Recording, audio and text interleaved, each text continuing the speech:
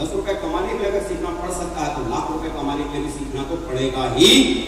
आपको लगता है यहाँ सीखना नहीं पड़ेगा, लेकिन ₹10 का काम बहुत छोटा है, लेकिन उस छोटे काम को भी करने से पहले सीखना पड़ता है। अगर ₹10 के काम को सीखने के लिए इतना सीखना पड़ सकता है तो लाखों कमाने वाले काम को तो और ज्यादा सीखने की जरूरत होगी है।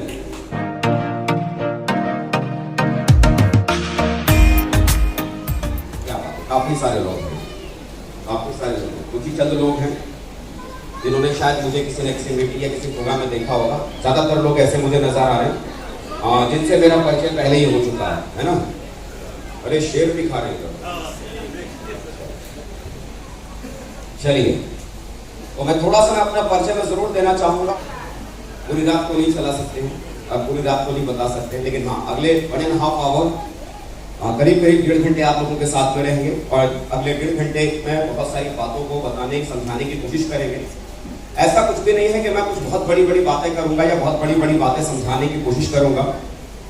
जितना भी कुछ अजीत जी ने मेरे बारे में बोला, मुझे लगता है कुछ ज्यादा ही बोल दिया। इतना बड़ा व्यक्तित्व मेरा नहीं है, बहुत छोटा व्यक्ति हूँ, बहुत छोटा व्यक्ति हूँ। देखो, आज मैं आप लोगों के बीच में ना कुछ ऐसा पढ़ाने वाली कोई बात करूंगा, ना कुछ दिखाने वाली बात करूंगा। देखो, लिखाई और पढ़ाई करने वाला काम किनका होता है? मास्टर साहब का होता है, प्रोफेसर साहब का होता है। मेरे चेहरे को देखो और मुझे गौर से देखो, मैं मास्टर साहब जैसा दिखता हूँ, प्रोफेसर साहब लग रहा हूँ क्या? तो मेरी उम्र भी नहीं प्रोफेसर साहब वाली बनने की। तो ना मैं चेहरे से मास्टर साहब दिखता हूँ, ना मैं चेहरे से प्रोफेसर साहब दिखता हूँ। इसका मतलब पढ़ाना लिखाना अपने बस की बात नहीं है। तो मैं पढ़ाने लिखाने की बात मैं आप लोगों से करूंगा ही नहीं। बस कुछ बातें हैं जो बातों ही बातों में, कुछ बातों के साथ खाली इस बातों की खाली बात को आगे बढ़ाने की खाली कोशिश करूंगा। बस इतनी सी खाली बात होगी कि कभी किसी जमाने में आम था और आम बनकर ही ऐसे कभी किसी भीड़ में बैठा करता था, लेकिन आम से आज जिंदगी खास कैसे बदल गई, खाली आम से खास बनने तक का खाली सफर, और उसके लिए किया क्या, वो सारी बातें खाली आप लोगों से खाली शेयर करने की कोशिश करूंगा, है ना। वो भीड़ से निकलकर यहाँ कैसे बना, जिंदगी में कभी आम था लेकिन आज आम नहीं हूं, बहुत खास।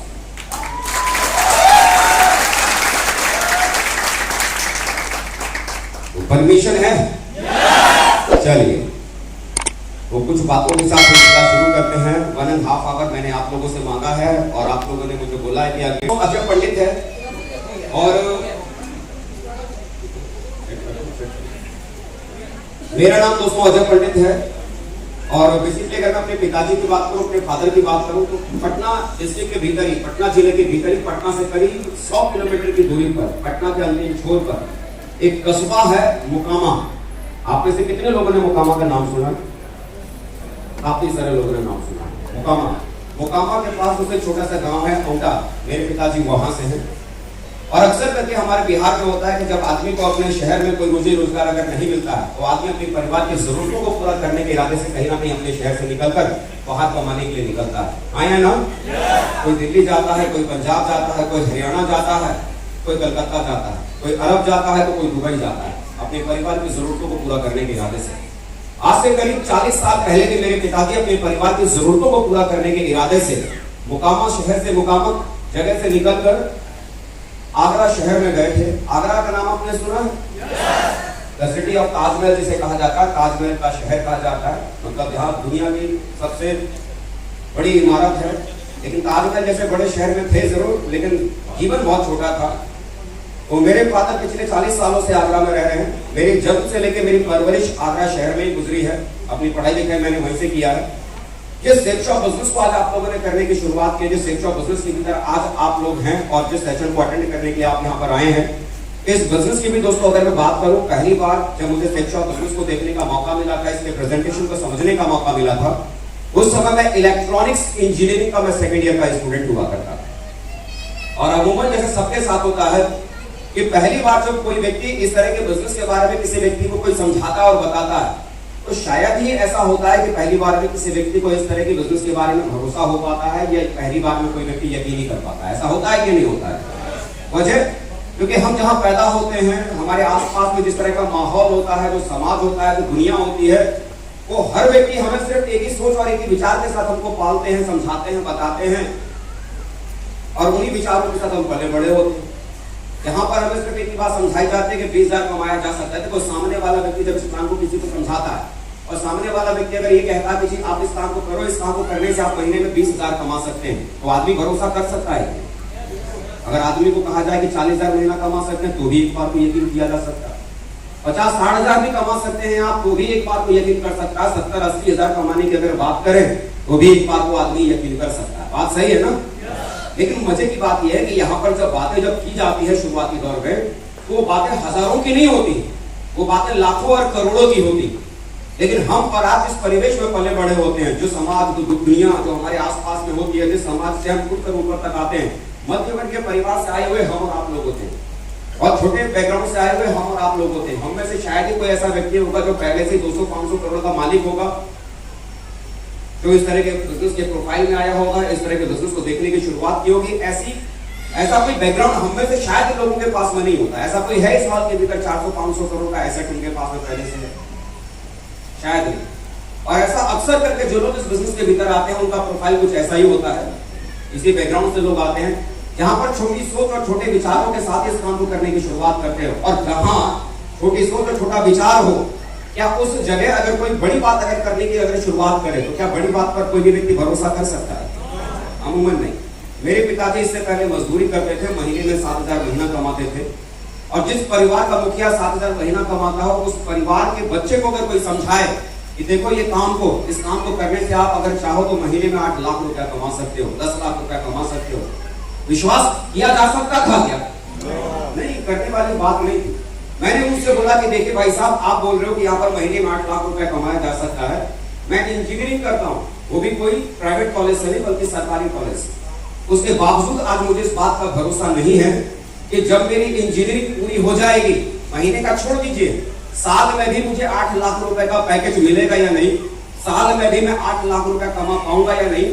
यहाँ डिग्री लेने के बाद लोगों को भरोसा नहीं होता कि वो आदमी साल में भी 8 लाख कमाएगा या नहीं कमाएगा। लेकिन आप यहाँ पर बता रहे हो कि यहाँ पर बिना डिग्री वाला भी अगर कोशिश अगर करना शुरू करे तो महीने में 8 लाख कमा सकता है। बोले ऐसे कैसे हो सकता है?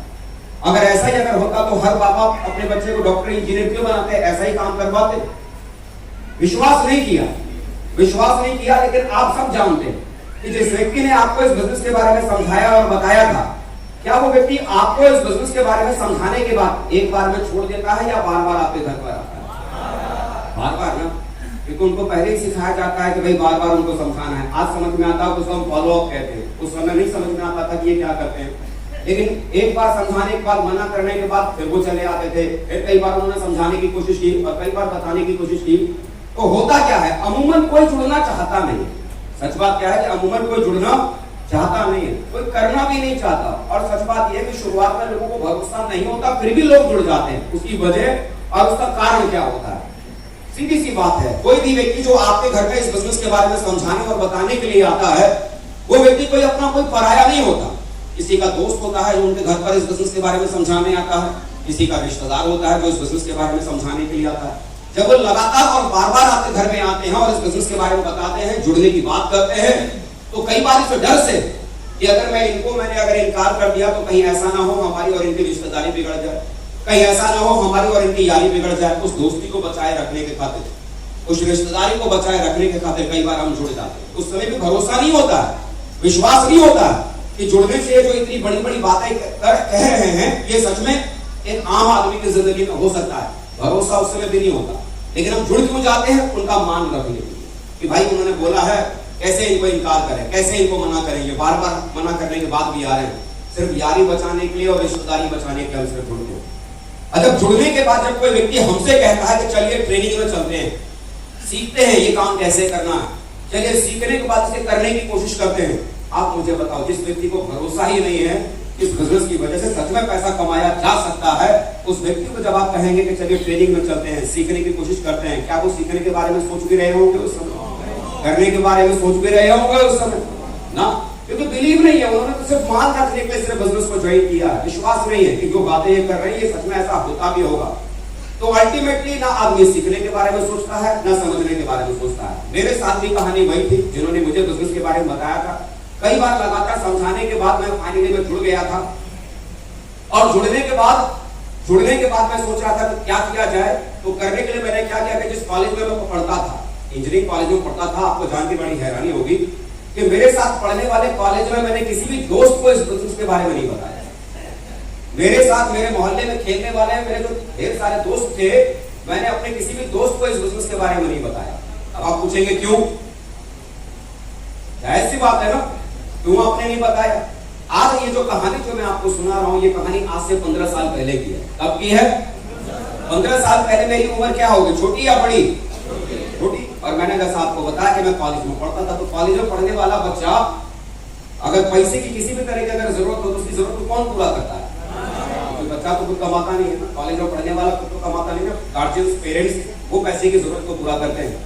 और मैं ये देख रहा था कि जब इस बिजनेस को मैंने ज्वाइन करने के बारे में सोचा था, तो बाद में मुझे अपने पिताजी को, अपनी मम्मी को मुझे कन्विंस करना पड़ा, समझाना पड़ा, तब कहीं जाकर उन्होंने पैसा दिया और मैं इस बिजनेस के भीतर जुड़ा था। और उस समय मैं सोच रहा था कि हो सकता है कि मैं अपने किसी दोस्त को इस बिजनेस के बारे में समझाऊंगा, बताऊंगा, वो इसे करना भी चाहेगा, जुड़ना भी चाहेगा, लेकिन जुड़ने के लिए क्या लगता है? ऐसा तो उसके पास में था नहीं ना। ऐसा किसके पास था? उनके पेरेंट्स के पास। और मुझे लग रहा था कि इसको पहले समझाऊंगा, अगर ये राजी हुआ तो फिर इसके बाद क्या बोलेंगे, ये मेरे पापा जी को समझाओ, मेरी मम्मी को समझाओ। पापा जी को समझाने के बाद अगर पापा ने पास किया तो कहानी बढ़ेगी, और पापा ने फेल कर दिया तो करने का मन होने के बावजूद भी मेरे दोस्त नहीं जुड़ पाए। तो उस समय एक बात मुझे समझ में आई थी कि फाइनली डिसीजन पापा को ही लेना है, तो बेटे को समझाने से क्या फायदा, सीधे पापा को समझाना। ऐसे लोगों को मैंने इस बिजनेस के बारे में शुरुआत में मैंने समझाना शुरू किया जिन लोगों की उम्र मुझसे ज्यादा थी, जो मैच्योर थे, अपने डिसीजंस को, अपने फैसले को खुद लेते थे। 40 साल की जिनकी उम्र थी, 45 साल, 50 साल, 55 साल की जिनकी उम्र थी, ऐसे लोगों को इस बिजनेस के बारे में मैंने शुरुआत में समझाने की मैंने शुरुआत की। किसी 40 साल के व्यक्ति को जब मैं इस बिजनेस के बारे में समझाता था और बताता था, उसमें बड़े प्यार से बोलता था कि अंकल जुड़ जाओ, करोड़पति बनोगे, तो अंकल हंस के और मुस्कुरा के बोलते थे कि बेटा तूने अब तक कितना करोड़ कमा लिया। तो मैं उनसे बोलता था कि अंकल आप जुड़ोगे तभी तो कार्यक्रम शुरू होगा। तो अंकल भी मुस्कुरा के बोलते थे कि देख बेटा चोर भी है ना, कम से कम अपना मोहल्ला छोड़ के चोरी करता। अरे फंसाना ही है तो दूसरे मोहल्ले वालों को फंसा, अपने मोहल्ले वालों को फंसाने के चक्कर में क्यों पड़ा हुआ है? उस समय ये बात मुझे समझ में नहीं आ रही थी कि आज की तारीख में कोई आदमी किसी के पास में 5,000 रुपए कमाने का कोई तरीका बताने के लिए भी नहीं जाता। आज की तारीख में कोई आदमी 10-15 हजार रुपए कमाने का रास्ता बताने के लिए भी किसी के पास में नहीं जाता। मैं उन्हें लाखों कमाने का रास्ता बता रहा था, लाखों कमाने का तरीका बता रहा था। मुझे समझ नहीं आ रहा था कि मना क्यों कर रहे हैं। मैं ये कहानी आज से 15 साल पहले की सुना था, और 15 साल पहले मेरी उम्र छोटी थी, बच्चा ही था। बच्चा था इसलिए ये बात समझ नहीं पा रहा था कि ये मना कर क्यों रहे हैं। 10-15 हजार की कमाने की बात कोई नहीं बताता, मैं लाखों कमाने की बात बता रहा हूं। इनको तो करना चाहिए, इन्हें समझना चाहिए, समझने की कोशिश क्यों नहीं कर रहे? समझ नहीं आ रहा था क्योंकि बच्चा था। किसी 50 साल के, 55 साल के किसी व्यक्ति को जब इस बिजनेस के बारे में समझाता था, उनसे मैं बड़े प्यार से बोलता था कि बाबा जुड़ जाओ, करोड़पति बन जाओगे, तो बाबा अपने सफेद बालों को दिखाते और कहते थे कि बेटा ये तू देख रहा है, तजुर्बा, एक्सपीरियंस। वो मुझे आज तक मेरी जिंदगी में समझ में नहीं आया कि बालों की सफेदी का तजुर्बे से क्या लेना। आप मुझे बताओ, कोई आदमी अगर इस दुनिया में अगर आया है और जिंदगी में अगर वो कुछ भी ना करे, तो क्या उस व्यक्ति के काले बाल सफेद होंगे या नहीं? तजुर्बा। चलिए कोई बात नहीं, बुजुर्ग व्यक्ति थे, उन्होंने बोला कि बेटा एक बात बता, आपने अब तक कितनी कंपनी को ज्वाइन किया? तो मैंने कहा बाबा ये तो मेरी पहली है। उन्होंने बोला कि बेटा देख, ये तो तेरी पहली कंपनी है, जितनी तेरी उम्र है ना उतनी कंपनी को मैं ज्वाइन करके छोड़ चुका हूँ। बोला अगर ऐसी कंपनियों में फंसने से, ऐसी कंपनियों को करने से अगर लोग अगर करोड़पति अगर बनते ना, तो बेटा हिंदुस्तान में अंबानी के बाद दूसरा नंबर मेरा ही आता। बोला ऐसी कंपनी में फंसने से कोई करोड़पति नहीं बनता। इधर होता बेटा खाली क्या है कि पहले आदमी अपना 15,000 फंसाता है और फिर अपना 15,000 निकालने के चक्कर में वो 15 आदमी को फंसाता है, और फिर जो 15 आदमी फंस गया ना, वो अपना 15,000 निकालने के चक्कर में वो 15 को फंसाता है, और ऐसे फंसने फंसाने वाला कार्यक्रम चलता रहता। करोड़पति कोई नहीं बनता। ये सब फालतू की चीजें, ये सब बेकार की चीजें, ऐसी चीजों में कुछ भी भविष्य नहीं है। मुझे समझ में नहीं आ रहा था कि लोग मेरी बात को समझ क्यों नहीं रहे हैं, लोग मुझ पर विश्वास क्यों नहीं कर रहे हैं, लोग मेरी बात को समझने की कोशिश क्यों नहीं कर रहे हैं कि यहाँ से कितना कुछ हो सकता है। छोटा था इसलिए शायद बातों को नहीं समझ पा रहा था उस समय। करीब करीब शुरुआती दौर में 256 लोगों को मैंने इस बिजनेस के बारे में समझाया था। कितने लोगों को? 256 लोगों को इस बिजनेस के बारे में समझाया था। 6 महीना गुजर गया था 256 लोगों को समझाते समझाते, और आप लोगों को जान के बड़ी हैरानी होगी कि 6 महीने में 256 लोगों को समझाने के बावजूद भी मेरे साथ एक आदमी भी नहीं जुड़ा, एक व्यक्ति नहीं। और उस समय मन ही मन सोचता था कि भगवान अगर एक आदमी में अगर जुड़ जाता ना, तो कम से कम मैं इतना मन को समझा लेता कि चल मुर्गा फंसाना मुझको भी आ गया, एक आध तो फंसा ही नहीं, एक भी नहीं फंसा, एक भी नहीं जुड़ा। समझ नहीं आ रहा था कैसे करना है, क्या करना है, लेकिन करने की लगातार कोशिश करता चला जा रहा था। और करीब करीब शुरुआत के 4 साल, करीब करीब शुरुआत के 4 साल इस बिजनेस को मैंने किया। और शुरुआत के 4 साल में इस बिजनेस में काम करके एक बहुत बड़ा काम मैंने करके दिखा दिया। 4 साल में मेरी जो टीम थी 50 लोगों की बन चुकी। कितने लोगों की? 50 लोगों की बन चुकी थी। मतलब 200 बिजनेस वॉल्यूम के हिसाब से हमारे बिजनेस के भीतर एक लेवल है जिसको यहाँ पर कहा जाता है सिल्वर। क्या बोलते हैं? सिल्वर। सिल्वर हमारे बिजनेस में उन लोगों को कहा जाता है जिसकी टीम में 200 बिजनेस वॉल्यूम के हिसाब से 25 लोग लेफ्ट में और 25 लोग राइट में, मतलब टोटल कितनी टीम होनी चाहिए? 50। जिस व्यक्ति की 50 लोगों की टीम होती है वो लोग हमारे बिजनेस के भीतर सिल्वर कहलाते हैं। तो 4 साल मैंने काम किया और 4 साल काम करने के बाद इस बिजनेस के भीतर मैं सिल्वर बन गया। 50 लोगों की मेरी टीम बन गई, है ना। थोड़ा आसान भाषा में समझाता हूँ। मतलब 4 साल में कुल जो मैंने कमाया था, वो 4 साल में कुल जो मेरी आमदनी थी, महीने की नहीं, कुल आमदनी थी 18,000 रुपया। कितनी थी 4 साल में आमदनी? कुल 18,000 रुपया। तो एक दिन में बैठा बैठा मैं कैलकुलेट कर रहा था एक मीटिंग में, यार मैंने 4 साल में 18,000 कमाया तो मेरा महीने का कैलकुलेशन क्या निकल के आया। तो मैं जब जोड़ा जाड़ी कर रहा था तो करीब 400-450 रुपया महीना मेरा हिसाब निकल के आया। आप मुझे बताओ, कोई आदमी 4 साल मेहनत करे और 4 साल मेहनत करने के बाद 18,000 कमाए और सिल्वर बने तो आदमी क्या करेगा? क्या करेगा? मैं भी आपकी तरह समझदार था, मैंने भी छोड़ दिया था। मैंने भी इसे छोड़ दिया था, आपकी बात को मैंने मान लिया था। क्योंकि मैं एक बात मुझे उस समय समझ में आ गई थी कि शायद जो लोग यहाँ पर सफल होते हैं ना, भगवान का उनके ऊपर विशेष कृपा होती है। यहाँ जो लोग सफल होते हैं ना, शायद उनकी किस्मत बहुत अच्छी होती है, इसीलिए वो लोग बढ़ जाते हैं, आगे बढ़ जाते हैं, सफल हो जाते हैं। लगता है भगवान का आशीर्वाद मुझ पर नहीं, लगता है मेरी किस्मत अच्छी नहीं है, इसीलिए मैं सफल नहीं हो पाया। लेकिन मजे की बात है कि उसी समय मेरे माँ बाप ने मेरी शादी कर दी। और जब शादी हुई तो शादी के बाद में एक चीज मैं सोचने लगा, यार लाइफ में कुछ ना कुछ तो करना ही करना। आज शादी हुई है, कल परिवार बढ़ेगा, जिम्मेदारियां हैं, अब लाइफ में कुछ ना कुछ तो करना पड़ेगा, लेकिन करें क्या? क्योंकि पिछले 4 साल से मुझे क्या करना आता था? यही बिजनेस। इसके अलावा मैंने 4 साल में कुछ किया भी नहीं था, तो मुझे और कुछ करना भी नहीं आता था, समझ नहीं आ रहा था करें क्या। लेकिन मजे की बात ये थी कि जिस व्यक्ति ने मुझे इस बिजनेस के भीतर छोड़ा था, वो उन 4 सालों में काम करने के बाद इस बिजनेस के भीतर डायमंड बन चुके थे, सफल हो चुके थे। उन 4 सालों में वो सफल हो चुके थे। अब देखो, कोई व्यक्ति अगर सफल हो और वो दूसरे मोहल्ले में रहता हो तो शायद उसकी जिंदगी में क्या परिवर्तन हुए, उस व्यक्ति की जिंदगी के परिवर्तन को आप देख नहीं पाएंगे। बात सही है ना? दूसरे शहर में रहता हो तो आपको पता नहीं चलेगा उस व्यक्ति की लाइफ में क्या चेंजेस हुए। लेकिन मेरे लिए किस्मत की ये बात थी कि जिस व्यक्ति ने मुझे ज्वाइन कराया था और जो इस बिजनेस के भीतर डायमंड बन चुके थे, उन 4 सालों में काम करके, वो मेरे घर के बगल में ही रहते थे। उनका मकान और मेरे मकान के बीच में सिर्फ एक मकान का फासला था। मेरा मकान, फिर दूसरा मकान, फिर उनका मकान, इतना खाली फासला था। शायद दूसरे मोहल्ले का व्यक्ति अगर सफल हो जाता तो शायद उनकी जिंदगी में जो बदलाव होते मुझे पता नहीं चलता, लेकिन उनकी जिंदगी को बदलते हुए अपनी नजरों के सामने से मैं देख रहा। मैं जानता था उनके घर की हालत को।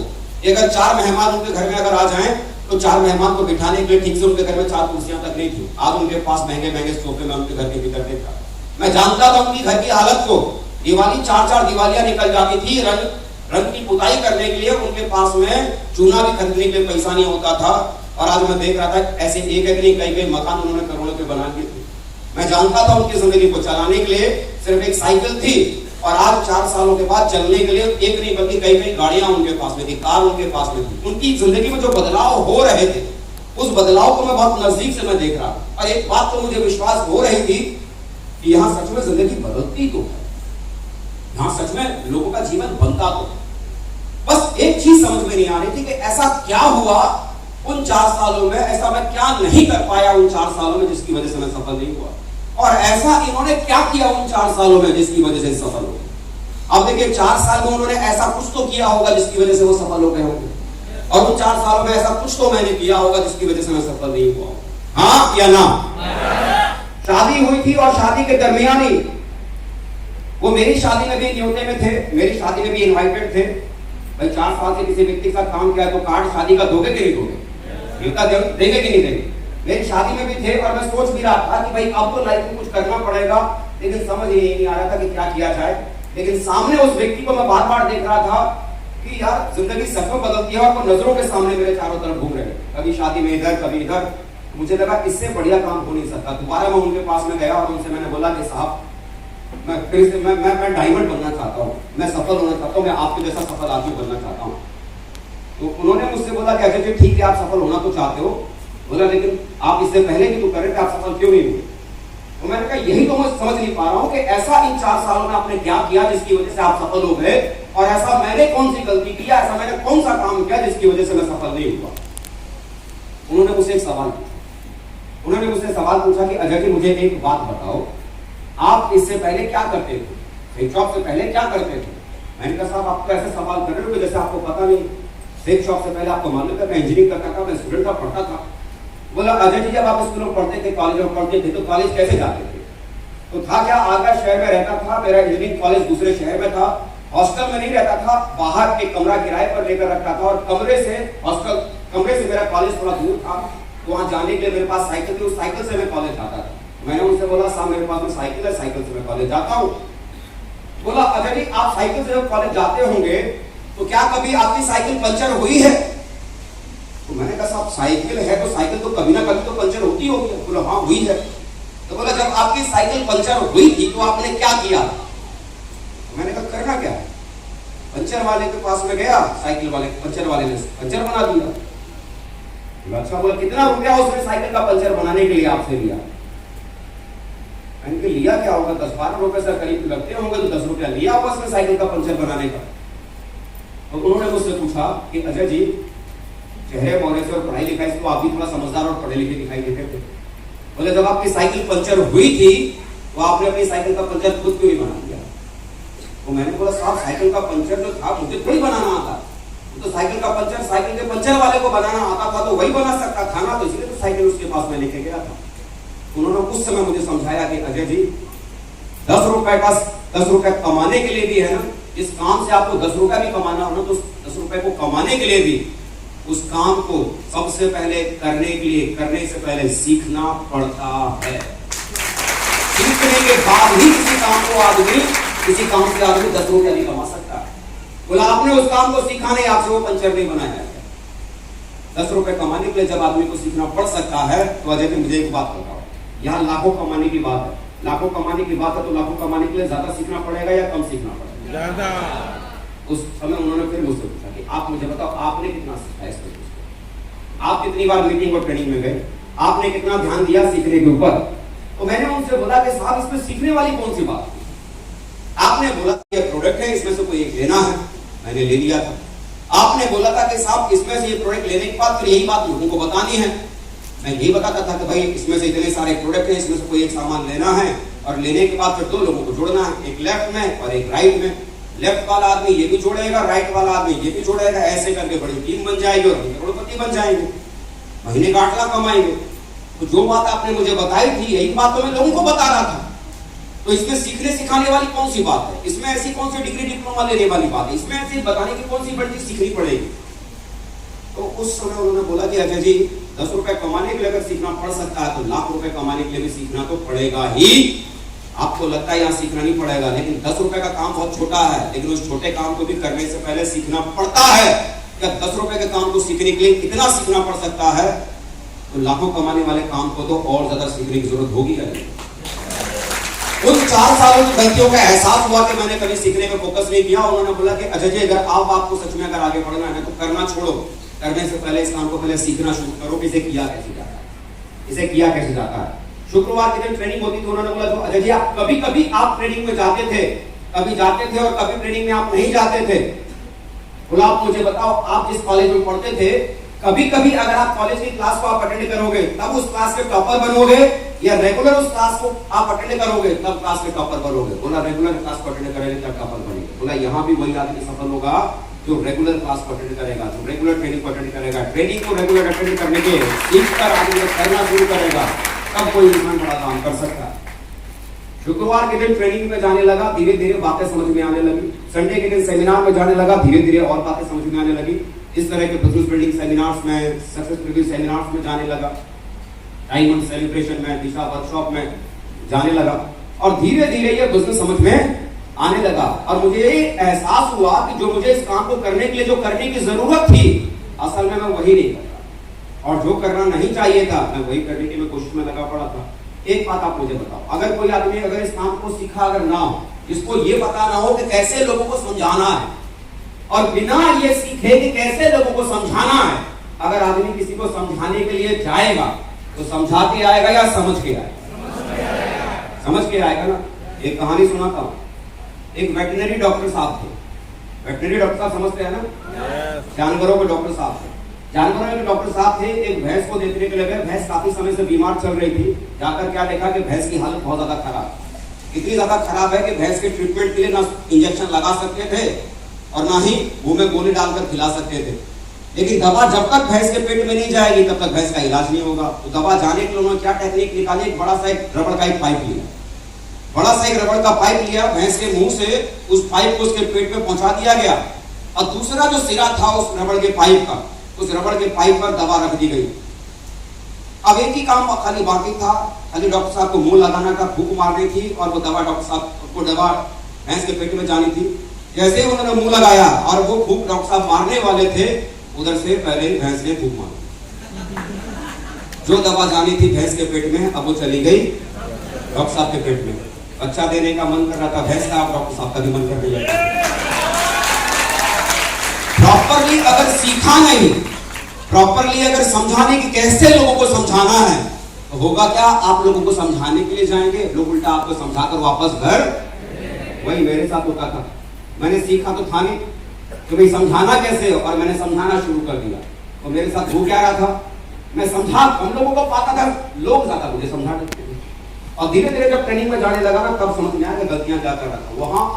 वहां एक गलतियों के बारे में पता चला। इवन वहां ये तक बताया गया कि इस बिजनेस को जब आप करना शुरू करेंगे तो करते समय कौन सा कपड़ा पहनना है, कौन सा जूता पहनना है, कैसे चलना है, कैसे हाथ मिलाना है। और मैं सोच के परेशान था कि कमाल की बात करते, कपड़ा पहनना भी जरूरी है काम के हिसाब से। आपसे सवाल करता हूँ, आप में से यहाँ पर कितने ऐसे लोग हैं जो वकील हैं, लॉयर हैं, वकालत करते हैं? जरा हाथ खड़े करो। वेरी गुड, कई सारे लॉयर हैं। ऐसे कितने लोग सवाल के भीतर है जो पुलिस विभाग में नौकरी करते हैं, पुलिस में? कुछ लोग देखो हाथ खड़े कर रहे हैं, पुलिस डिपार्टमेंट से इधर भी हाथ खड़े कर रहे हैं। अब देखो लोगों ने हाथ खड़े कर दिए, काम करते हैं। आप में से किसी एक व्यक्ति को मैं उठाता हूँ और उनको उठाकर मैं कहता हूँ कि देखो इस भीड़ में जाओ, आदमी का चेहरा देखो और चेहरा देख के मुझे बताओ इसमें से कौन सा वकील साहब। आपसे मैं कहता हूँ कि जाओ भीड़ को देखो और भीड़ को देखकर बताओ इसमें से कौन से पुलिस वाले साहब। बता सकते हैं क्या? नहीं ना। लेकिन कोर्ट में चले जाओ, कोर्ट में चले जाओ, कौन वकील साहब है पता चल जाएगा, हाँ या ना। कौन पुलिस वाला है पता चल जाएगा या नहीं। कौन जज साहब है मालूम पड़ जाएगा या नहीं। हॉस्पिटल में जाओ, कौन डॉक्टर साहब है मालूम पड़ेगा या नहीं। कैसे आपने पता चला? उनका पहनावा, उनका ड्रेस कोड। वो शुरुआती दौर में समझ नहीं आता था कि इस बिजनेस को करने के लिए कपड़ा भी सही पहनना जरूरी है। होता क्या था, जब मैं किसी व्यक्ति को प्लान देने के लिए जाता था, मालूम पड़ा अपने ही मोहल्ले में 10-12 मकान छोड़कर किसी को प्लान समझाने के लिए जाना था, तो मैं लोअर पहन के, टी-शर्ट पहन के, और बाथरूम जाने वाली वो चप्पल होती है ना जो घर में हम इस्तेमाल करते हैं, अपनी नहीं मिली चप्पल तो जल्दीबाजी में बाथरूम वाला जाने वाला चप्पल पहन के मैं उनके घर प्लान देने के लिए चला जाता था। क्या सोचकर, पड़ोस के अंकल जी को ही तो प्लान देना है ना, इसमें सजना सवरना कौन सा, उनकी बेटी की शादी थोड़ी मेरे साथ में करवानी है, मुझे तो खाली प्लान देने के लिए जाना। मैं ऐसे निकल पड़ता था, कई बार अपने दोस्तों के पास, कई बार अपने रिश्तेदारों के पास, कई बार किसी और के पास प्लान अगर देने जाना होगा तो कभी जींस में चला गया, कभी टी-शर्ट में चला गया, कभी सैंडल पहन के चला गया, कभी रफ एंड टफ जूते पहन के चला गया, ऐसे ही चला जाता था। मुझे नहीं मालूम था कि कपड़े भी बड़े मायने होते हैं, कपड़े भी मायने रखते हैं। देखो आप मुझे बताओ, जैसे आजकल यंगस्टर्स में क्या क्रेज है, यंग लोगों में क्या क्रेज है। हालांकि यंग मैं भी हूँ, रवि जी भी हूँ, दोनों यंग है, मुझे बूढ़ा मत समझना, ठीक है ना। तो हम जैसे उम्र में लोगों के पास में क्या क्रेज है कि जीन्स पहनने का बड़ा क्रेज है। और कौन सी वाली जीन्स, नहीं तो कटी फटी, इधर से थोड़ा रगड़ी हुई हो, थोड़ा इधर थोड़ा कटी हुई हो, और वो पहनते हो। क्या बोलते हैं उसे, रग्ड जीन्स, क्या बोलते हैं। और हम जैसे लोग पता है क्या बोलते हैं, भाई इसको पहले से ना माचो फील आता है, माचो, ये पता नहीं माचो क्या, लेकिन माचो फील आता है। तो रग कटी फटी जीन्स पहन के, रंग बिरंगा टी-शर्ट पहन के किसी को प्लान देने के लिए जाओगे, आप मुझे बताओ आपको प्रोफेशनल समझेगा या लपुआ समझेगा? लपुआ। लपुए को तो कोई बाप अपनी बेटी ना दे, और आप कहते हो कि आपको अपनी जिंदगी हवाले कर दे, अपनी जिंदगी आपके हवाले कर दे। आपका कपड़ा, आपका पहनावा सामने वाले को ये बताता है कि आप अपनी लाइफ को लेकर कितना सीरियस हो। जब आप अपनी जिंदगी को लेकर सीरियस नहीं हो तो किसी और की जिंदगी को आप क्या संभालें। अल्टीमेटली आपका पहनावा ये फील कराता है सामने वाले व्यक्ति को कि सच में जिस काम को आप कर रहे हैं उस काम को लेकर आपका कंसर्न, आपकी सीरियसनेस कितनी ज्यादा है, आप कितनी इंपॉर्टेंस अपने पहनावे को भी दे रहे हैं। प्रॉपर एक प्रोफेशनल लुक, शर्ट, ट्राउजर, जूते पहनकर जब किसी व्यक्ति के पास मुलाकात करने के लिए जाएंगे तो एक अच्छा इंप्रेशन पड़ेगा या नहीं पड़ेगा। और कहते भी हम first impression is the last impression. वो पहनावा भी आप सामने वाले को ये एहसास कराता है कि जिस काम को इस आदमी ने करने की शुरुआत की है, मजाक मजाक में करना शुरू किया है या बहुत सीरियसली करना शुरू किया है। छोटी छोटी बातें थी, बहुत छोटी सी चीज थी जो शुरुआती दौर में मुझे क्या लगता था कोई मायने नहीं है इसका, लेकिन उसका मायने तो रहता ही रहता था। बात समझ में आ रही है? बात समझ पा रहे हैं मेरी? आप आ रही हो बेटने? समझ पा रहे मेरी बात को? क्लियर है? समझ रहे हैं आप? पीछे आवाज आ रही है मेरी? पीछे आ रही है ना? बराबर, बढ़िया। चलो जागते रहना, क्योंकि आज अगर नहीं जागे तो फिर कईयों को जगाने से रुक जाओगे, इसीलिए आज जागते है ना? जाग सकते हैं ना? देखो आज अच्छा काफी सारे लोग ऐसे भी हैं क्या जो बिजनेस में ज्वाइन नहीं है, यहाँ बैठे हैं? कितने लोग हैं जो ज्वाइन नहीं है यहाँ बैठे हुए हैं? चलो कई सारे लोग बैठे हैं, कोई बात नहीं, कई पड़ोसियों को भी जगाते रहना।